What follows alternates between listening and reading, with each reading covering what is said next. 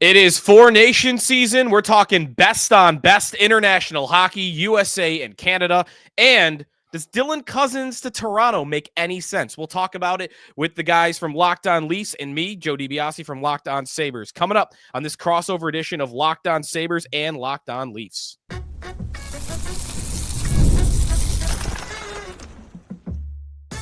You're Locked On Sabres, your daily podcast on the Buffalo Sabres. Part of the Locked On Podcast Network, your team every day. And welcome into this Locked On crossover edition of the Locked On Sabres podcast and the Locked On Leafs podcast. I am Joe DiBiase, Mike DiStefano, and David Morisuti all joining us here talking about the Four Nations tournament. We'll talk some Sabres and Leafs too. We'll talk some Dylan Cozens, maybe a little Mitch Marner along the way as well. Who knows what's going to come up? Gentlemen, how are we doing today? We having a good night? Yeah. Oh yeah.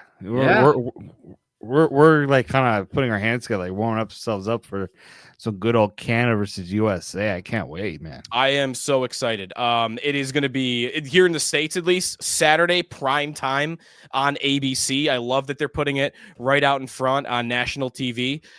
Very hyped for this game. We're going to compare the two teams, talk about the tournament as a whole. We'll get into some Sabres and Leafs stuff as well. I would be remiss though if I didn't allow you gentlemen the opportunity to take your shots, because I've got my Ryan Miller 2010 USA jersey here, and I know he owns a Crosby 2010 jersey. I was looking so hard for that one for this podcast. I was looking for it just as a little subtle reminder of 2010. Yep, take your. I mean, was that not? I mean, there's Sochi, right, and then the World Cup of Hockey in 2016. We could start there, guys. I love these tournaments. I love best on best international hockey. I drove up to your neck of the woods. I drove to Toronto in 2016 to watch those tournaments, to see a Team North America game.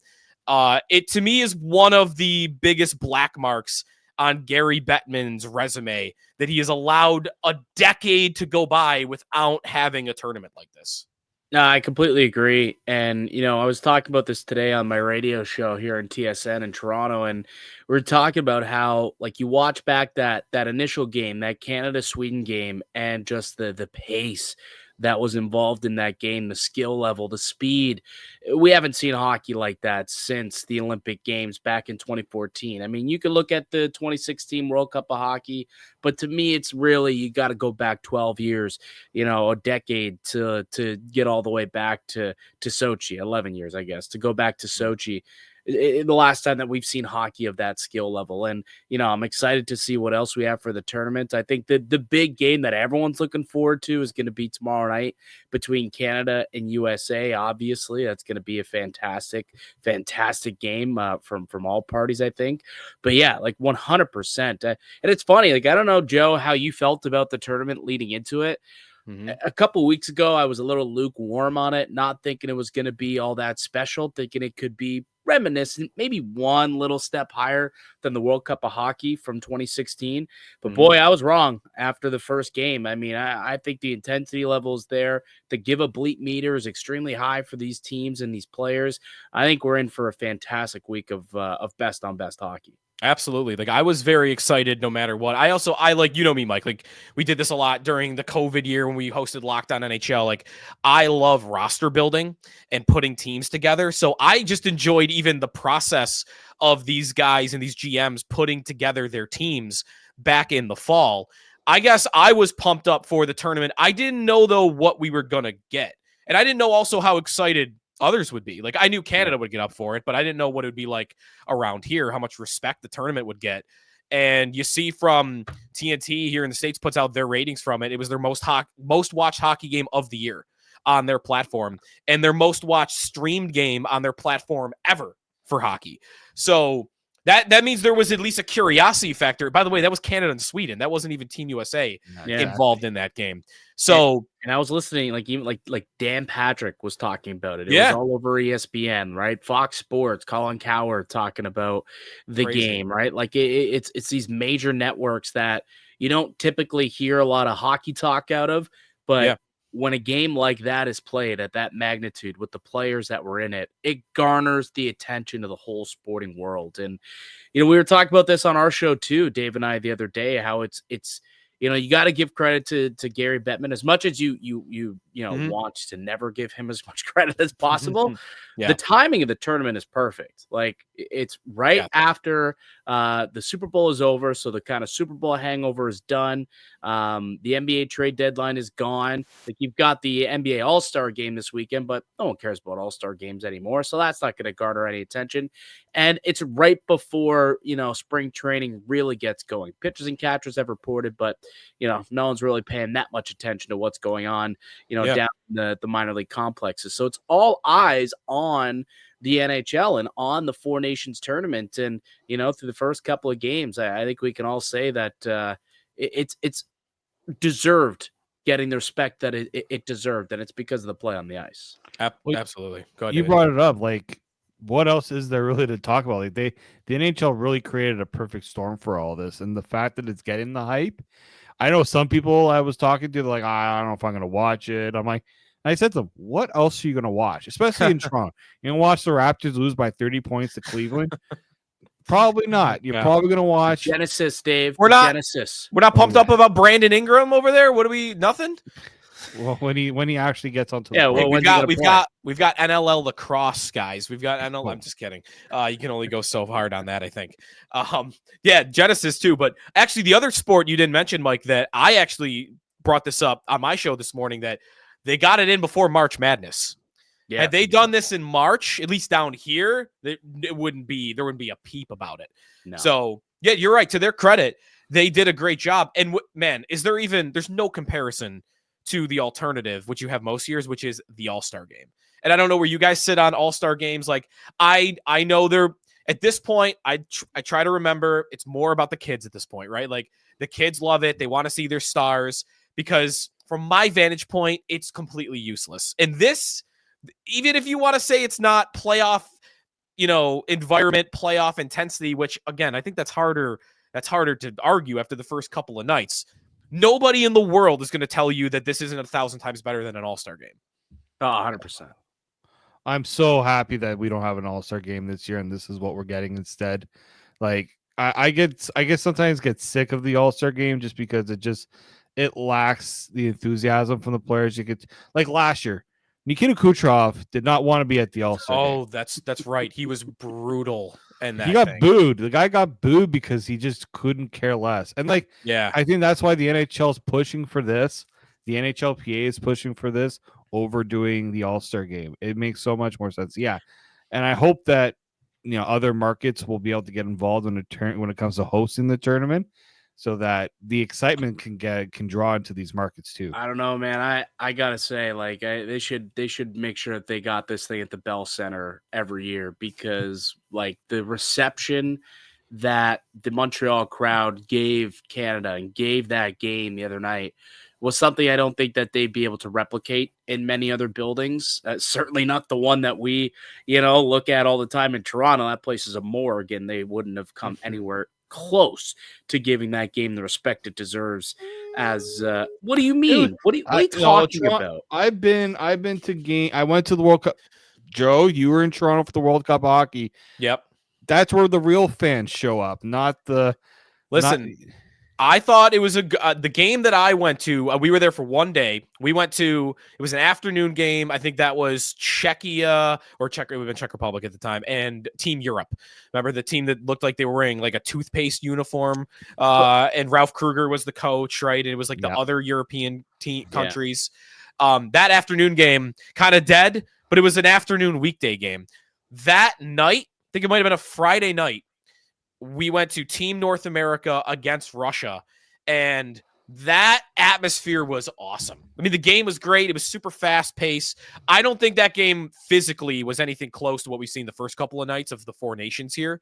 But I remember Toronto doing really well for that game, at least. I don't know. I've never been to the Bell Center though. So the Bell Center is electric. I won't dispel that. Like the Bell Center is just something else. I'm just saying, that the suits would have got a hold of those tickets, and it would have been kind of quiet in that building if it was in Toronto. That would have been the case.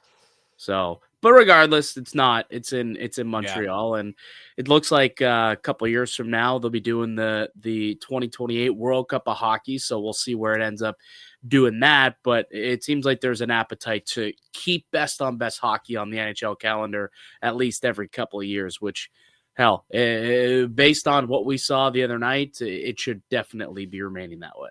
Absolutely. Maybe when they pull off one of those tournaments, we could do a Toronto Buffalo combo right across the border, like we're doing Montreal and Boston right now. We'll see. That'll be after the Olympics, of course, in a few years. We'll take a timeout here. When we come back, we'll get more into the nitty gritty of the top two rosters, the two favorites in this tournament, U.S. and Canada. We're finally going to get to see these two teams on the ice against each other in a best-on-best game. Even that World Cup of hockey, you have to remember, they lost some of their players to Team North America, so even that wasn't fully best-on-best. Both of those teams, I'm sure, would have had, your McDavids, your Matthews playing for them. So we'll get into it when we return here on the Locked On Sabres and Locked On Leafs podcast.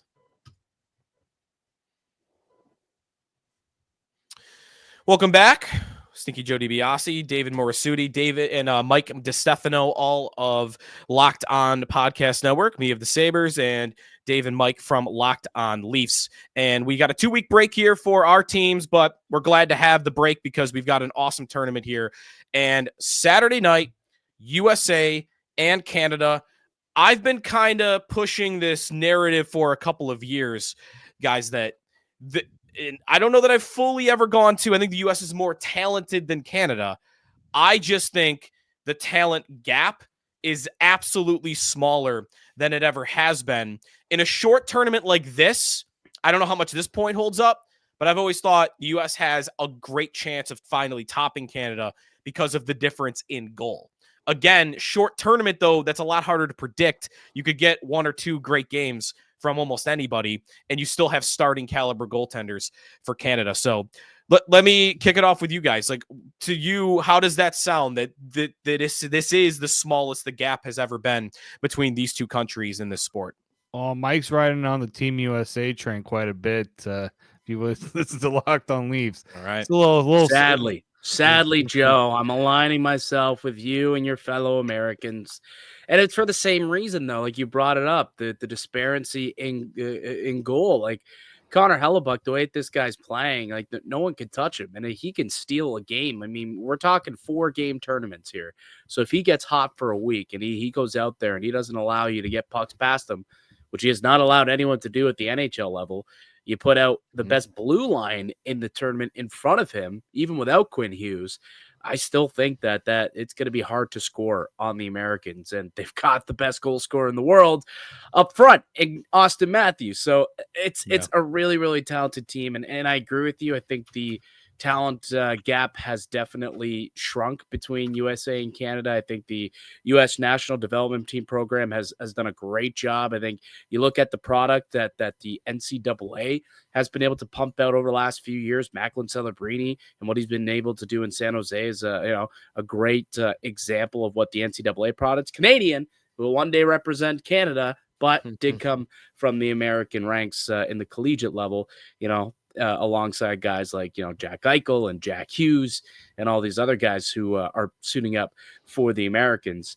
But I think it's going to be a great game. Don't get me wrong. I think you can almost like flip a coin. But when I'm looking at the rosters and ultimately a short tournament like this where one bad goal, one bad break can sink you, I just have more faith in Connor Hellebuck making that big stop than I do Jordan Binnington or Aiden Hill. Dave, where are you at comparing these two teams?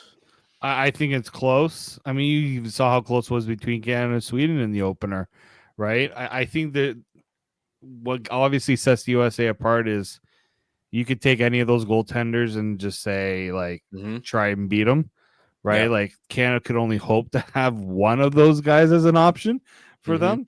But, I mean, as we saw yesterday, like, just the depth of talent that Canada has up front, well, I think they match up so well with the U.S.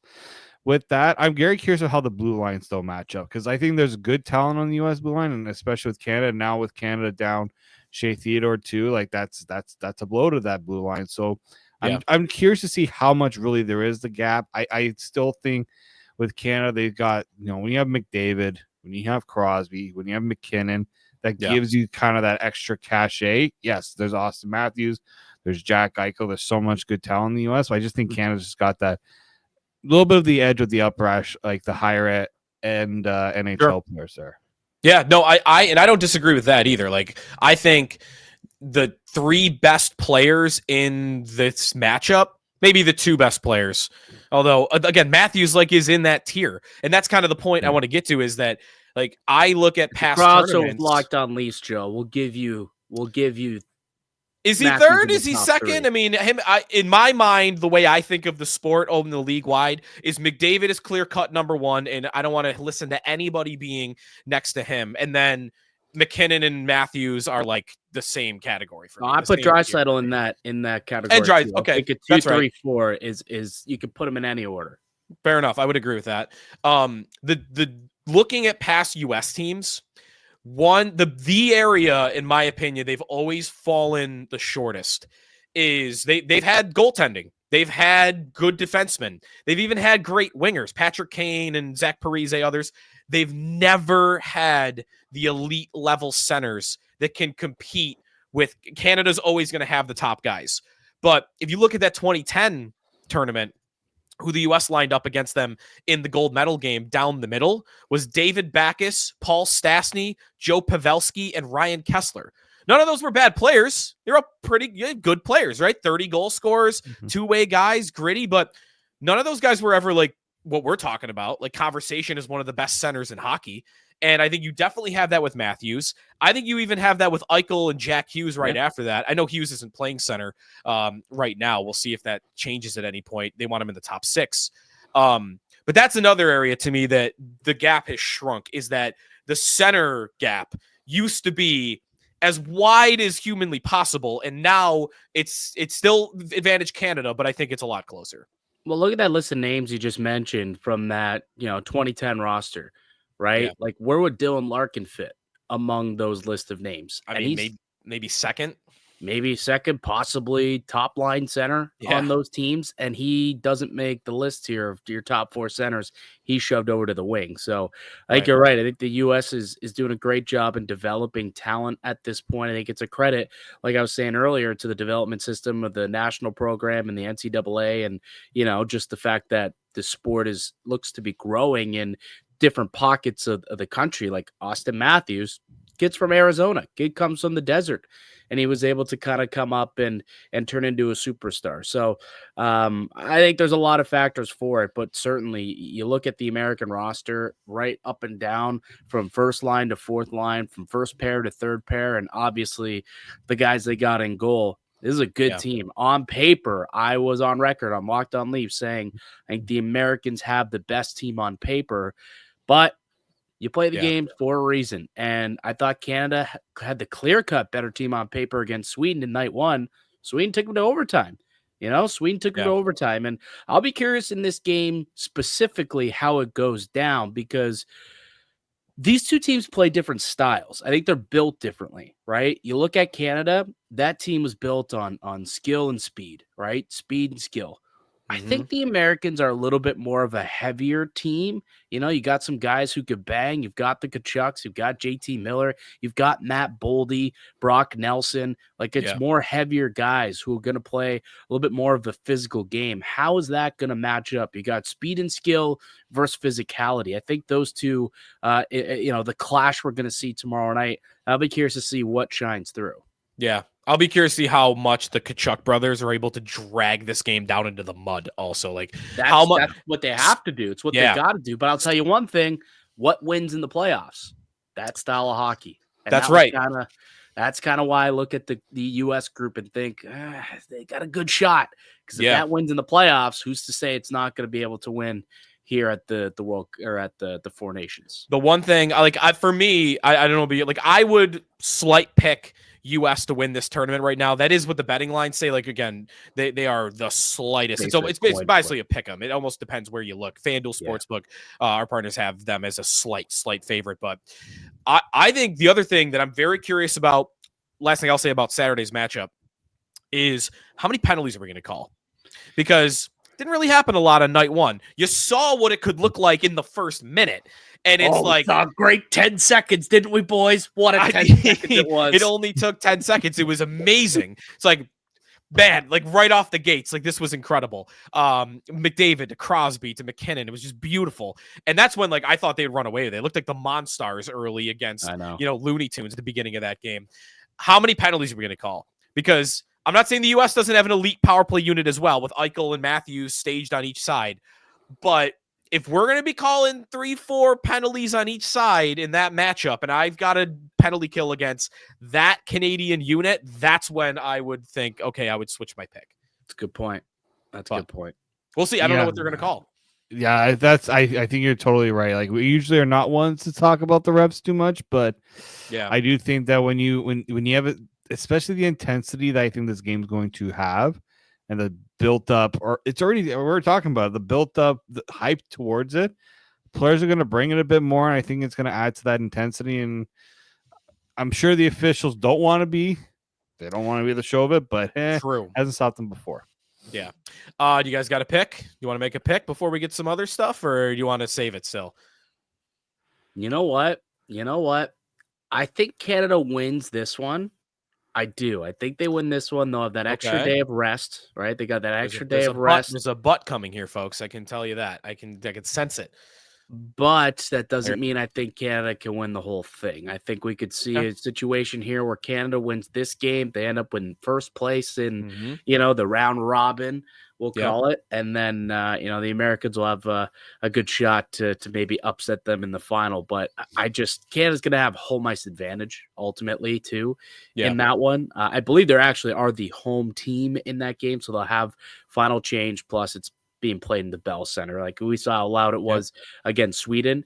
The Americans come to town. Oh boy, it's going to be loud in there. And the Boo Birds, every time anyone in a blue shirt touches that puck, it's going to be real, real loud. So I'm excited for the game. I think Canada can edge this one out Saturday night, but a rematch, it's tough to beat a team twice when two teams are this stacked. Mm-hmm.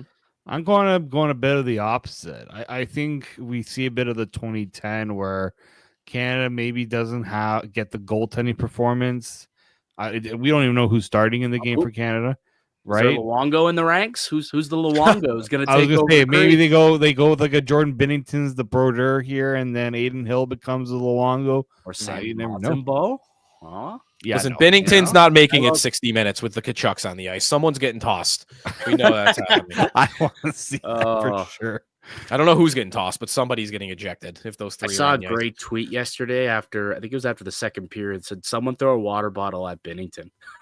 Yeah, and I'm hoping the Kachucks or someone throws a water bottle at Binnington pregame, and he just goes Super Saiyan mode. I hope Binnington gets a start. I don't know your thoughts on it, Joe or Dave. We kind of talked about it on Locked On Leafs the other day, but I'm curious to get Joe's opinion on it because I mean, you watched the game Canada-US, and Binnington wasn't very good through regulation through the first, we'll say, 55 minutes of it. You're thinking to yourself, well, all right, they gave it a go. They're probably going to go back to Aiden Hill for game 2 against the Americans. And then he put on the performance he did in overtime. I personally believe that he earned another start Saturday night against the USA. What do you think the Canadians should do in goal there? If I were them, I would lean going Aiden Hill. I would want to see what that looks like before I get past the round robin. Binnington, I agree. He was. I mean, the couple saves he made in overtime were spectacular. He did kind of give up would you call it a soft one to Kempe in the third? 2 softies. He gave 2 softies in that game. I say he didn't play good. Like the first 55 minutes. There's no question. Yeah. And when the margin for error against the U.S. is that slim, I'm not saying Hill couldn't give up one of those either, but I just would be a little spooked by Binnington giving up 2 of those in the first game. I just wonder if he found something in overtime. Like he finally got to that gear. He channeled. He's known to get hot. He's known to get hot. And if he like run with it, and see if he can keep it going. And if not, then and you can go to Aiden Hill for that game against Finland. And see where it goes from there. But I personally think I'd go back to Binnington here. Well, we'll see what they do. When we come back, we'll transition a little bit. We got some trade rumors that have been floating around our two teams. You don't get a lot of trades between the Sabres and the Leafs, but Maybe there's one on the way. We got less than a month until the trade deadline. Does Dylan Cozens to Toronto make any sense? We'll chat about it when we come back here on the Locked On Sabres and Locked On Leafs podcast. Welcome back. We're talking some trade stuff now. We talked some Four Nations. Very excited about that. But of course, we've got our own teams that we're covering. The Sabres and the Leafs are off for a couple of weeks, and we are under a month away from the NHL trade deadline. But guys, we've had some rumors that have connected our two teams, and it involves Dylan Cozens, who's been the subject of a lot of trade reports this year, and Toronto being mentioned as a potential trade destination. I know you guys have chatted about it. For our listeners, kind of a reset on like where you kind of see him as a fit for Toronto. I mean, he has not had a great season. Last year was not great either, but we have seen a much higher level of play from him in the past. Just kind of feels like a player that's lost at sea right now and really could use a change of scenery. Go ahead, Dave. Oh, he's definitely a player that I'm sure he's heard the noise. I'm sure it's not helping that the Sabres haven't exactly been pulling their weight in terms of, this team with this great, nucleus of youth that hasn't really taken that step forward. And I'm sure that maybe there's a bit of pressure on him to do it. So I think there's probably a lot going on that has impacted his ability. Like, I was a big Dylan Cozens fan when he was drafted by the Sabres. I thought, the guy's got size. The guy, there's a lot of good tools that he brings. It's just the consistency hasn't really been there. So it's very unfortunate. I think, I mean, if the Leafs were ever to look into it, I wouldn't say no, but I mean, the price is what concerns me, and it's the contract too. How do you get it all to fit what the Leafs need to do going forward? Yeah, I mean, we're looking at, 5 more years left on this deal at $7.1 million. And you look at the season that he's had this year, 11 goals, 16 assists, just 27 points. That's coming off, last year, which was a struggle also, just 18 goals, 47 points in what was the first year of that deal. That's where you do get a little, wary about this contract and about this. It's like, okay, is he going to get back to being the player that we all thought he was going to be, after that breakout season where he had 31 goals, 68 points back in 22-23?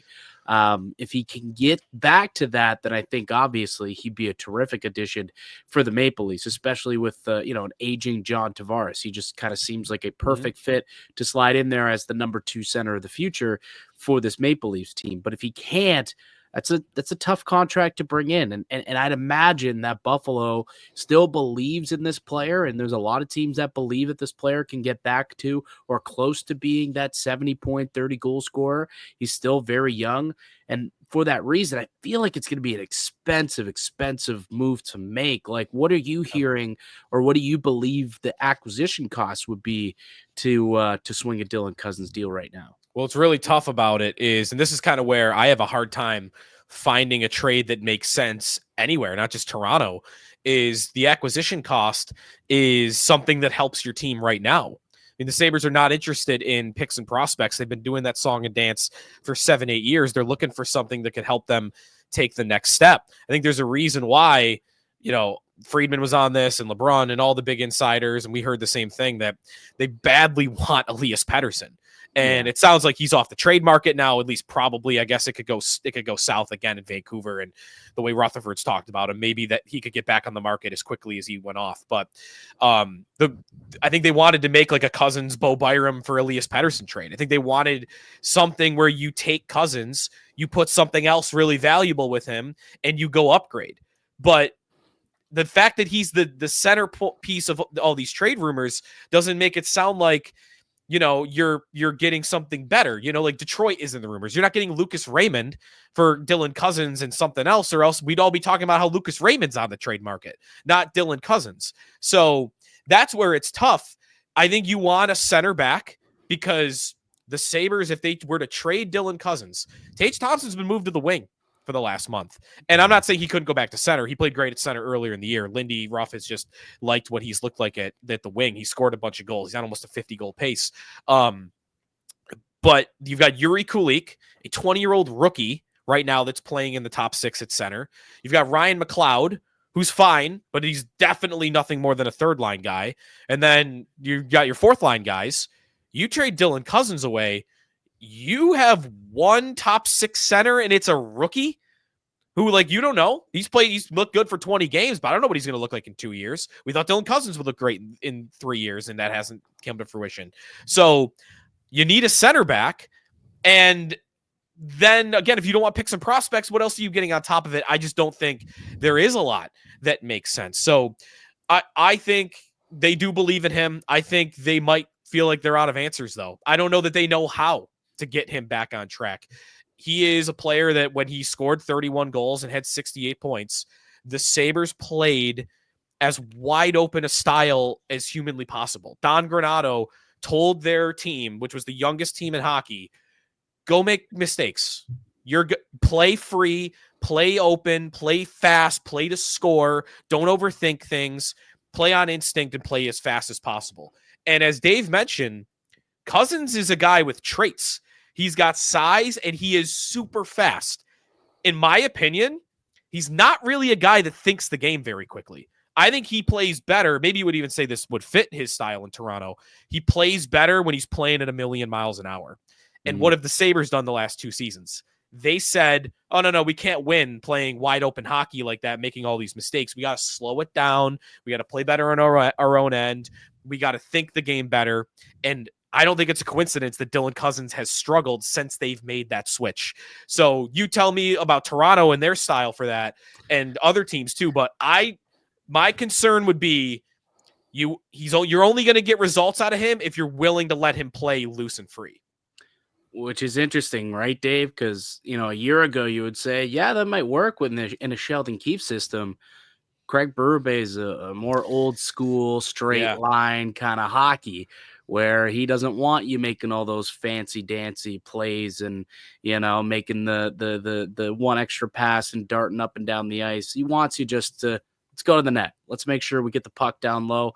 We're going to cycle. We're going to get it into the center of the ice, and let's just get pucks on goal. And, it'd be really interesting to see if there's a fit there. I just, as you mentioned, if Buffalo's looking for, a hockey trade, there's really not much that Toronto has. Who would the 2 players be even? Like, I've looked at their roster and I'm like, you guys don't want, like, is Bobby McMahon a guy? Like, I don't know who the name is. Like, I don't know that there is a trade that makes sense. Nick Robertson, I know, is wanted to trade, right? I don't think there's a center on this Leafs roster like that is available that the Sabres say, yeah, we'll do that.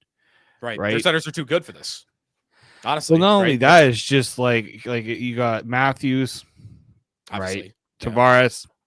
Obviously. And then it's like after that, it's nothing that. You want Max Domi? You can take Max Domi off our hands. I don't. What's that? Isn't that 3 years? It's almost $4 million or something. 385 or 375 for another. Mike's trying to offer up Max Domi to any team right now. I'm not gonna lie. I might be a little scared the Sabres like Max Domi.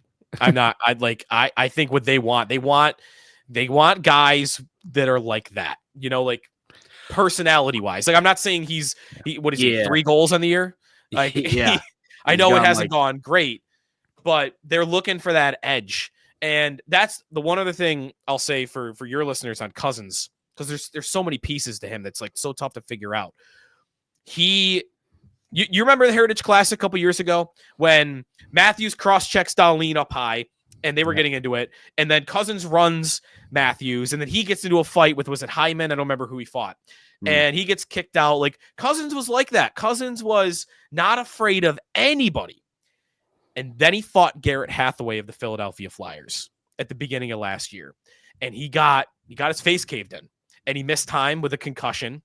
And I've been very hesitant to just declare that that's why he doesn't look the same now. But I'll tell you, the most popular answer from a Sabre fan, the casual Sabre fan right now, as to why he has lost his mojo is that he got destroyed in a fight, and he played fearless before that. And that would scare me a little bit if that's true. And I'm not saying it is, and I'm still very skeptical that it is, but just know that's out there. That he's not fearless anymore because he got his face caved in. Yeah. What do you think? Like, what would the ask be for Toronto? Like, is it if it's Matthew Nyes, I think it's a no. I think it's if I'm being honest, I think maybe he gets laughed off the phone. You tell me. Knowing Kevin Adams and what he was looking for with Pettersson, I think if he calls Toronto or Toronto calls him, he's asking how he gets Mitch Marner. Yeah, that's not happening. And he's probably getting told no, right? Yeah, Mitch is probably saying no. That's the other thing. Like that's why, like I don't see it, because the one thing I think Adams would really want is that, and I think both the player and the team are maybe laughing. Like Mitch Marner's not coming to the Buffalo Sabres. Like I know Sabre fans love no to point move out, there too, right? Like no trade, no move, and like he's Mitch Marner is not going to leave Toronto to go to Buffalo. I don't care how big a Bills fan he is, as much as that gets brought up, right? Like he loves Josh Allen. There's no amount he could love Josh Allen, in my opinion, that would have him come to this hockey team. Does that get brought up a lot in the city of Buffalo? Yeah, because Marner's a Bills fan. He might come to Toronto next year. Like you got no idea. We're starving. We are. Do you know how hard it is to try to find any reason why someone would want to come here? I mean, you literally. I'm not kidding, because we had this player survey. Why am I reading reports that the Sabres are looking to move out Alex Tuck? He's a local guy. They're not looking to that. I think guy around. I think they're getting calls on him. I don't think they're looking to move him. I don't think they can move him, because again, they have such a hard time getting players to come here. The guy that grew up a Sabre fan is not somebody you could give up on, because there are not many guys that grew up Sabre fans that are as good as Alex Tuck. That would be an interesting piece, however. If we want to get crazy, actually, if you wanted to get crazy, and if he called, he made the phone call and he said, Tree, what would it take to get Marner? I mean, Cozens in the deal, Alex Tuck in the deal. Well, and like, are you willing to throw in? Just like, are you willing to throw in another one of those young blue liners to make that work? Like we're talking almost like a Rantanen-esque trade here. Like we're looking at that as the blueprint. Now, I don't think Cozens is anywhere near the player that Martin Necas is. Not even close to it. No. So you'd have to add a lot more to that deal. So, could you possibly get an Owen Power out of that trade as well? It was just the name I was going to say. Right? Like Owen Power, Dylan Cozens, Alex Tuck for Marner, and like whatever else it takes to like go get Max Domi as well, kind of match salaries and whatnot. Like, if we want to get crazy here, that's the type of package it might take to pry Marner out of Toronto. I 100% don't ever see that happening. Same. But that's the type of like NHL GM mode type of maneuver it would take, I think, to make that happen. I don't think the conversation starts without Owen Power's name being mentioned. And even then, I don't know. Like, Power has been very good this year. He's still looking for his man strength, though, which I think will come. Like some guys, it takes a few years. He's still only 21, 22. But he's been very good offensively. You really do, like, I know we go long a lot, me and Mike, but you have no idea what it's like to try to figure out. Everyone's no movement clause has the Sabres on it. I'm willing to assume that. Every player in the league. So really the exercise is, are they from here? Do they know anybody on the team? Have they have any experience with the head coach? Do they work out with guys in the summer? And I'm not kidding. We do get to, like, maybe the fifth thing on that list is, do they like the Buffalo Bills? You are searching for anything, because the organization, the franchise, I'm from here. I know the reality. Why would anybody want to play for the Buffalo Sabres? If you want to win in the league, you got to see it first. Mike knows this year I've had a lot of, I feel like, obviously Sabres being a Leafs rival, never really had sympathy for them. This year, I truly have sympathy for that fan base. They're nowhere. I mean, I don't know what you do next. It's very tough. Like, I don't know what you do next. Is it even a rivalry? I mean, it is for this side, just because Leaf fans take the building over every time they play, and that can get annoying. But they take the building over. I think the only reason why, like, you would consider it a rivalry, it's not necessarily that. It's just like, I think Toronto more so is like, why do we always lose to Buffalo? Like that's more so the conversation, not like, oh, it's the battle of the QEW, Buffalo, Toronto, buckle up. It's, are they going to lose again? Like, I don't understand why they keep losing to this team that can't make the playoffs and haven't in the last 12 years, yet somehow have a sub 500 record against them. I will see if I could pull this up for you very quickly, but I looked this up earlier in the year, and I'm pretty sure the Sabres, during their 14-year playoff drought, their highest win percentage against any opponent is the Maple Leafs. There you go. Who have been great for half of the drought, at least. Yeah. And even when, Kessel and Phaneuf were there, they weren't amazing, but they were better than the Sabres were those years. Yeah. So, yeah, they get fired up for it. It's, I sound like I hate Can the I Sabres ask you? here. Can I ask you It's one of the only nights of the year that the arena's full. True. Very, True. very true. I'd ask you one question. Sure. One question only before we get out Yeah, of then here. we'll wrap up here. We go long. Yeah, as the host of Locked On Sabres, like, is it painful when you see Jack Eichel go on to win a Stanley Cup, Sam Reinhart go on to win a Stanley Cup, Ryan O'Reilly go on and win a Stanley Cup? The list kind of goes on and on. Yeah, And you just want to bury Joe in misery, man. I'm just saying it. You look at your team and you're like, Listen, this team, it needs a number one center. Oh, Jack Eichel. Do I look like I haven't Ryan been doing this for Sammy 3 Reinhart years? could be a number one center. It's like, you had him. Yeah, Let him go. Every one of them.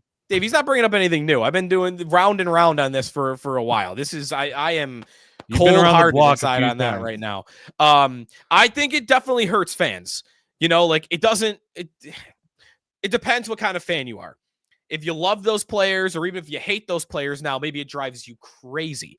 If you are someone that believes the organization is the problem, then you could take it as, see, you guys don't know what you're doing, because you blamed these guys as the problems, the guys at the top of your lineup, and said you can't win with them, when the rest of the team and the coaching was all a disaster, and then they all immediately left and all won cups. It's very much of a twist of the knife, I think, for the team. I think it's an embarrassment for them, but it's one that I don't think they don't deserve. I think they absolutely deserve, on some level, especially how they treated the Eichel situation with his surgery and the whole trade thing. For all those guys to win Stanley Cups, to me, all it is just you treat it as evidence that those guys weren't the problem. Not to say they were perfect, but they were not the problem why this team couldn't make it. And I'll end with a compliment and a thank you from all Leaf fans. Thank you for giving up on Jake McCabe. He's been a wonderful addition having a good year to the Maple Leafs family. Dude, Jake McCabe's a rock star, absolute rock star. People love him here in Toronto. It's not that he's putting up like numbers by any means, right? But that guy's not afraid to play with jam and get into it and put himself in front of shots and in harm's way to make that play to try and win that game. Jake McCabe's been an absolute stud, and a lot of people forget started his career in Buffalo. He now played 8 years. 8 years here. I mean, he was a part of a lot of that. I did not realize he's playing a career high in minutes, over 21 minutes this year. Dude, so, I mean, I knew he was doing well. I just didn't know he was playing that much. So we've made the argument here in Toronto that he is the Maple Leafs' most important defenseman, like over Morgan Riley. Most important defenseman. Morgan Riley? I'm not kidding you, Joe. The way the defense just drops off with McCabe not there. Uh-huh. He twice we've been without him this year, and it was a struggle. I'll tell you what, Morgan Riley's starting to get a little Erik Karlsson in him, where it's like, all offense, no defense type of thing. The numbers aren't pretty. He's like a -18 on the Maple Leafs. I think like the next worst defenseman is like a -6, and that's his partner Phil Myers. Like McCabe and Tanev, they get the number one shutdown minutes, and somehow they're like +12, +8. It's like, how is Morgan Riley? It's been a struggle. So yeah, Jake McCabe, he's blossoming into quite the elite top 4 shutdown defenseman in Toronto. We'll wrap with this because I didn't realize this was really happening. I love my advanced stats and some of those sites. Evolving Hockey, those charts they have with like goals above replacement, like what percentile you're in for your position. Last 3 seasons, Morgan Riley's in the 89th percentile offensively and the 13th percentile defensively.